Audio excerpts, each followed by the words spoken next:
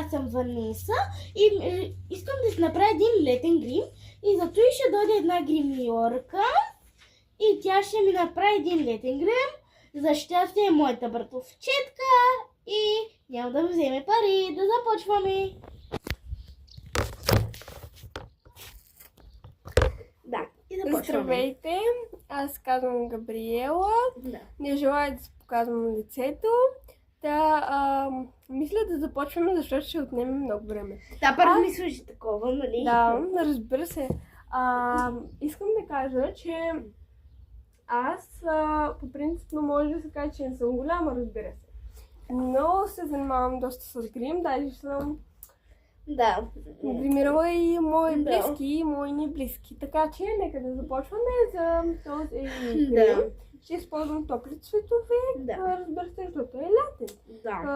Да все пак искам да е нежен и летен и сладък и небрежен. Да. Така, мисля да започваме.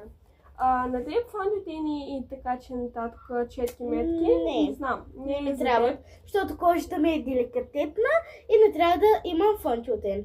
Да, това се знае. Аз съм и друг път съм те гримирала.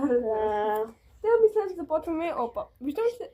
Да, бе! Мисля да започвам с сенките. Може ли да дойдеш към мен? Да, лесно. Ела повече към мен, защото аз ще се... Аз напротив в теб дойдох. Няма повече място. Ето така, мисля, че виждате. Леко ще се видя. Гледай към мен, искам си да се затворни очи. Без да си ги стискаш, нормално затворни очи. Така. Първо слагаме от този цвят. Той се казва Сунглар. Сунглар. Така слагаме по цялото око, разнасяме. Слагаме добре. Не трябва дори да прекаляваме. Ванес, моля да ми се отваря окото. Да, искам да кажа. Се отваря очите.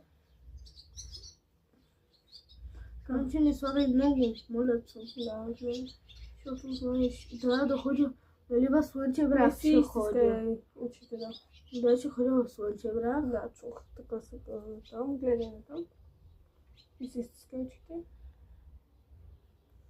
Аз съм се правила на такъв летен грим. Ходила съм наскоро в града, по работа.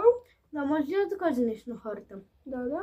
Хора, аз утре съм на маникюр и ще си направя френски маникюр.